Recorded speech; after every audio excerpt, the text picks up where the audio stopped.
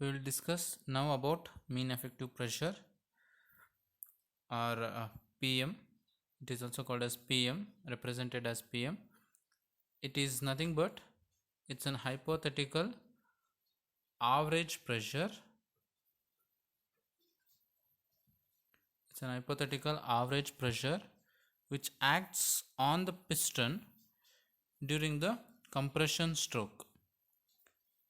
It will act on the piston during the compression stroke, and it will take the same power that is required during the complete actual cycle. So it takes the same power as in the case of actual cycle, in the sense the net work done can be written here as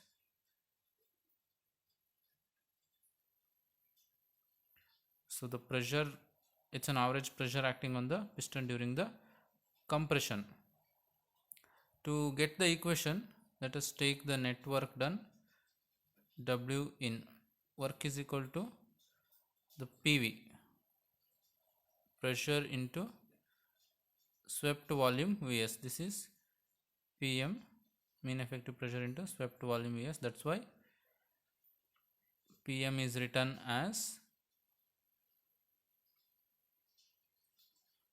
W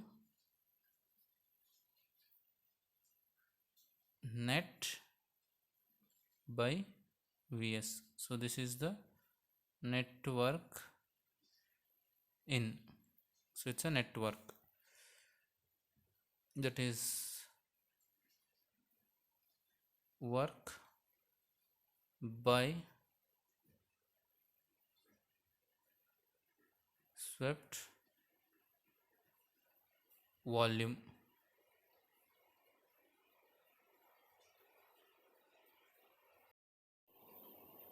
So if indicator diagram is available, then PM can be written as, so PM is equal to area of indicator diagram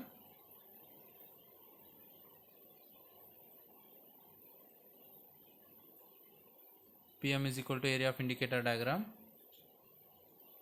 divided by length of the indicator diagram.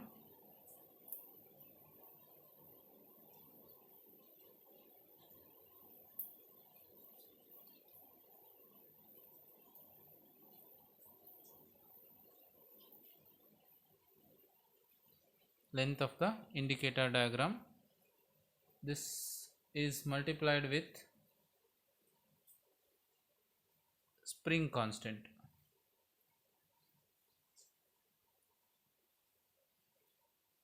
So the units will be mm square by mm into kPa per mm. So the remaining PM will be in terms of, we will get in terms of kPa. So here the indicator diagram is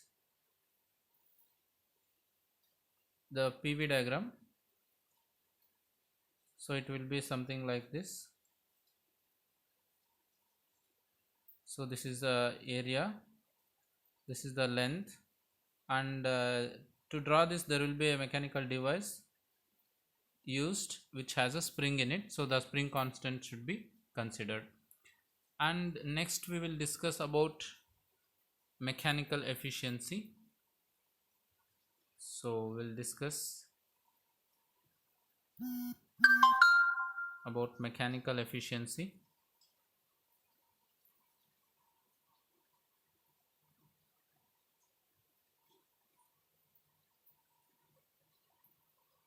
So mechanical efficiency of the compressor can be written as output by input. So here in compressors, output will be IP, input will be BP, brake power. If you remember, in case of IC engines, if in case of IC engine, if you remember, mechanical efficiency is equal to BP by IP, because here output is brake power at the shaft and input is indicated power, but here output is indicated power, this is brake power is input power, because we are supplying shaft power to the compressor with the help of some motor,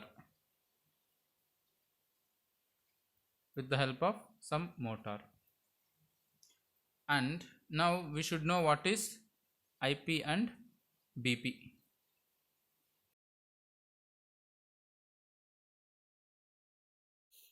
In order to find mechanical efficiency, we have to use indicated power, because mechanical efficiency is ratio of input power by brake power. Output power by input power, IP by BP. Here the output power IP is indicated power. This is called indicated power. It is the work done on the air per unit time. It's a work done on the air per unit time, and it is called indicated power input to the compressor. So the equation for IP is equal to,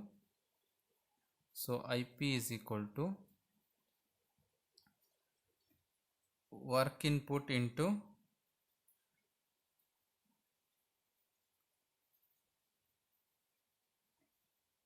RPM, number of rotations per minute, into K.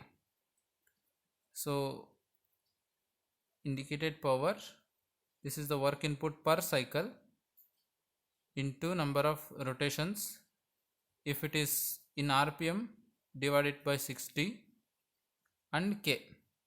So here, if the cylinder has work done on both the sides, K is 2, otherwise normally it will be 1 if it is worked only on one side. If the piston works only on one side to pressurize the fluid. N is nothing but how many times it moves here and there, or the shaft, how many times the shaft rotates in terms of RPM, rotations per minute. So there is another equation. With the help of mean effective pressure PM, we can find IP. IP is equal to PM into its swept volume rate. So it is swept volume rate. So volume, this is nothing but again PM. So this is L into A is the volume, area into length, into the rotations, into K. So K is same as the earlier K what we discussed.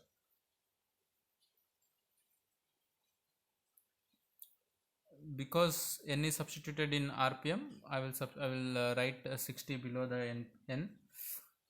So the equation for IP, if you have mean effective pressure value PM, then IP is equal to PLANK by 60, and IP is equal to WNK by 60. So both the equations are useful while solving the problem.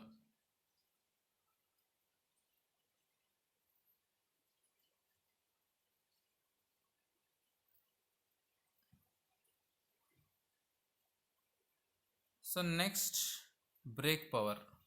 So this is over. Now we will see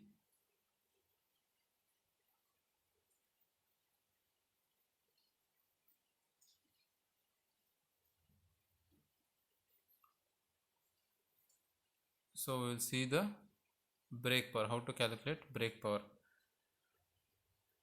BP is equal to the indicated power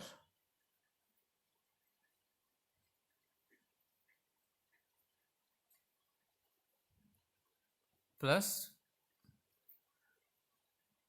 frictional losses, that is Bp is equal to Ip plus Fp. So the equations are little reverse with compared with respect to IC engines. So here what happens, this is compressor, piston. So here at the shaft we supply brake power. So brake power plus losses due to friction, that is friction power.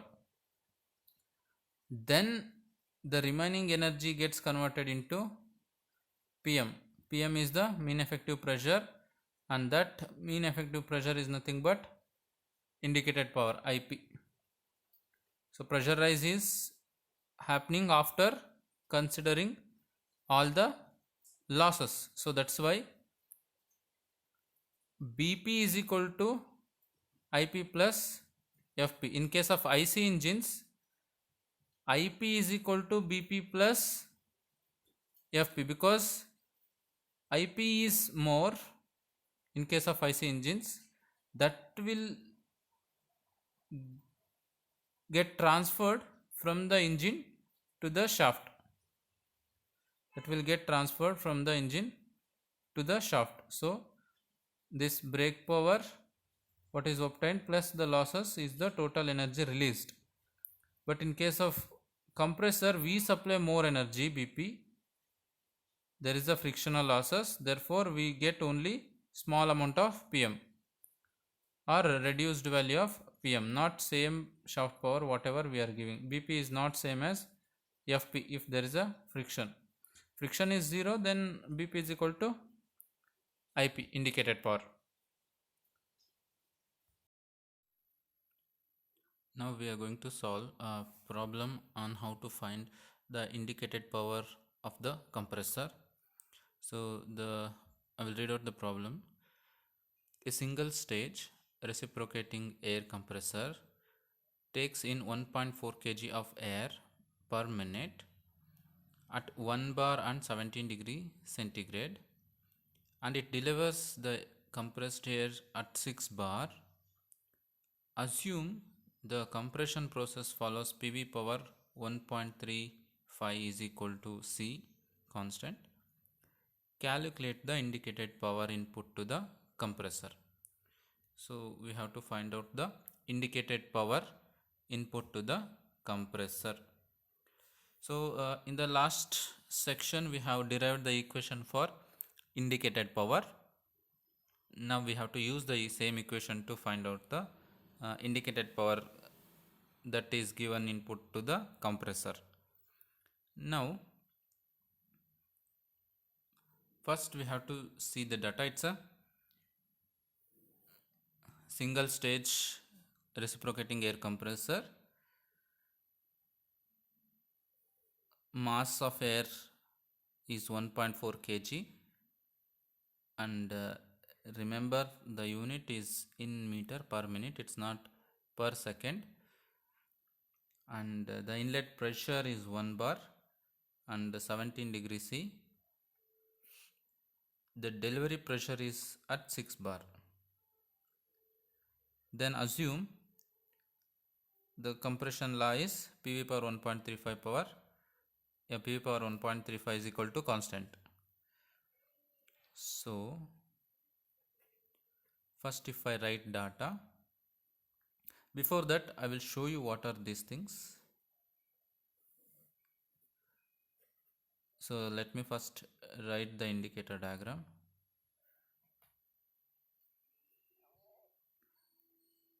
Suction, this is suction. After suction the air is compressed, then it is delivered to the tank. So now this is suction pressure P1. P1 is equal to 1 bar. Suction pressure P1 is 1 bar and temperature is T1 is equal to 17 degree C. T1 is equal to 17 degree C. Next, the same at the same pressure suction, after suction it is compressed with the law PV power 1.35 is equal to constant. So from P1, so this is, if I take this as 1 and this as 2, from 2 to 3, if I take this as 2 and 3, from 2 to 3, from 2 to 3 air is compressed with the following law. Then from 3 to 4 it is delivered. This is delivered at a pressure P2. P2 is given as 6 bar. So P2 pressure is given as 6 bar. So from 1 bar till 6 bar, the pressure is raised with the help of PV power 1.35 is equal to constant. So with that law, the process has taken place.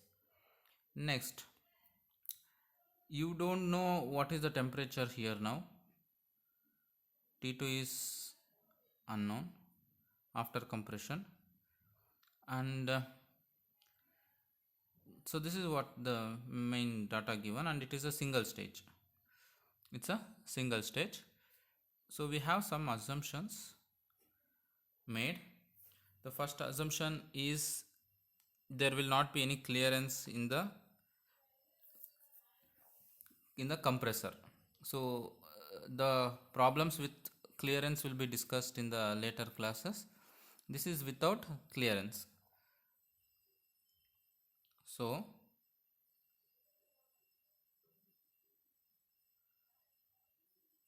we write with negligible clearance.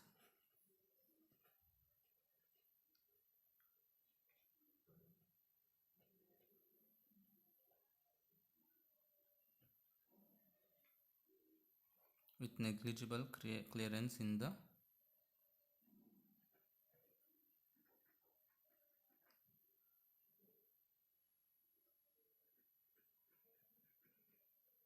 compressor. Next assumption we do is there is throttling effect of the valve is neglected. So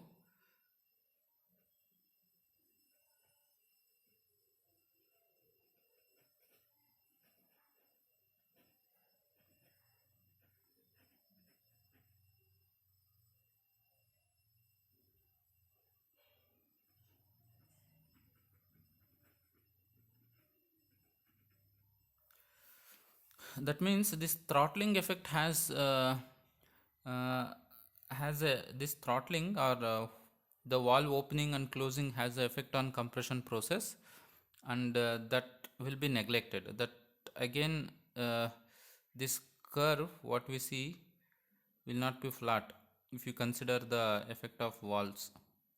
So this we will discuss in the coming classes, but right now you just understand that we are neglecting this effect of throttling. So we consider that the compression process as well as suction delivery, everything has no effect with the effect from the throttle valves. Then gamma, okay, then R we will consider 0.287 kilojoule per kg. So we consider R as 0.287 kilojoule per kg. So with these assumptions and with this much understanding, we'll first write down the equation of work done. So the work done equation for the compressor is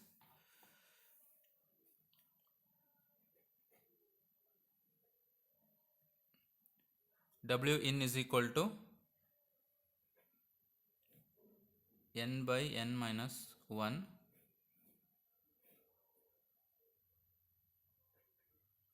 m dot a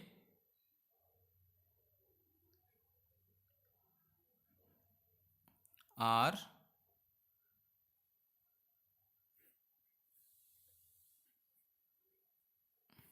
T2 minus T1.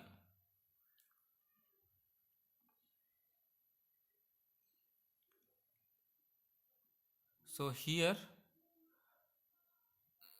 the unknowns are T2 is unknown, R is known, MA is given, N is also known. So only thing is we have to find out T2. So how to find out T2? So we have a relation between temperature and pressure. So the relation between temperature and pressure is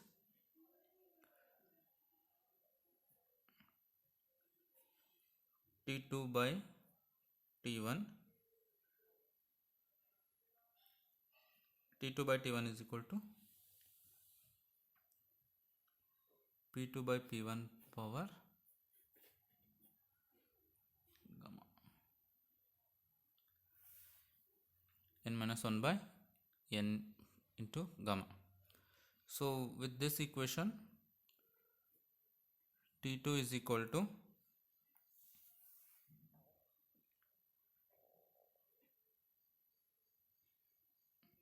290 into 6 by 1 power, this is 0.35 n minus 1 because n is equal to 1.35.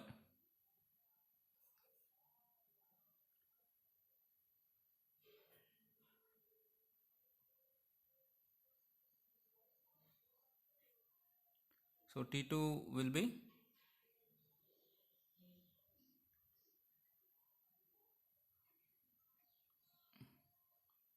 461.46 Kelvin. So this is 461 Kelvin. This also you in the beginning itself better to keep it in Kelvin as 290 Kelvin. So now it is easy, direct substitution. So it is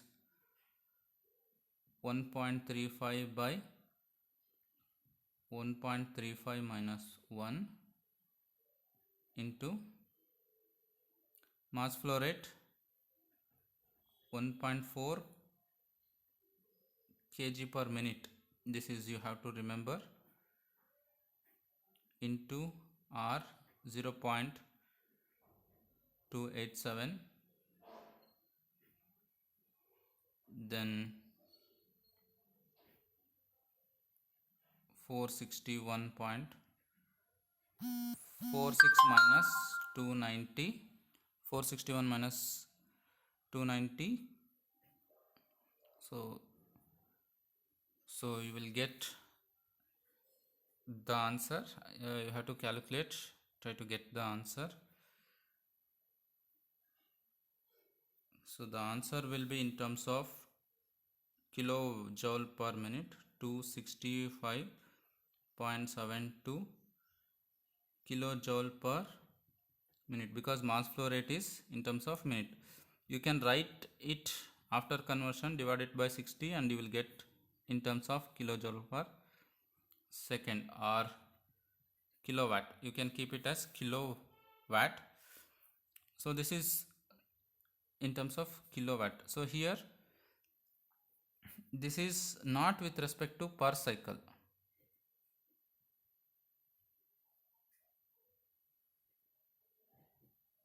So the work input is not in terms of per cycle, it is in terms of kilowatt. So earlier when I explained the equation, it was in terms of per cycle, work done per cycle. That is because here the mass flow rate is given in terms of minute per second.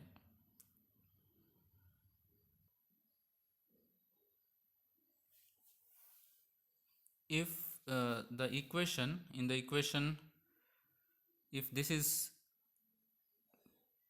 P1 V1 into P2 by P1 power n minus 1 by n minus 1, if this term is used, then answer will be in terms of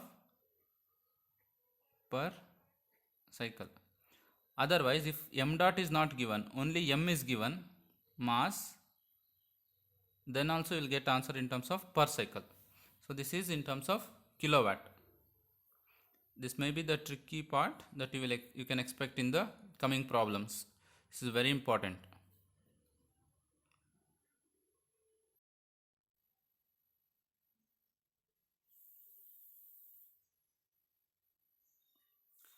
So this divided by 60, 265.72 divided by 60 I will write.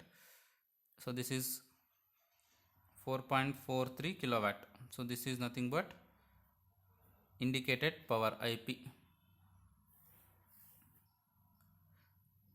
The work input, that is per second, calculated per second, that's kilowatt. In terms of kilowatt I will substitute, and this is the answer for indicated power.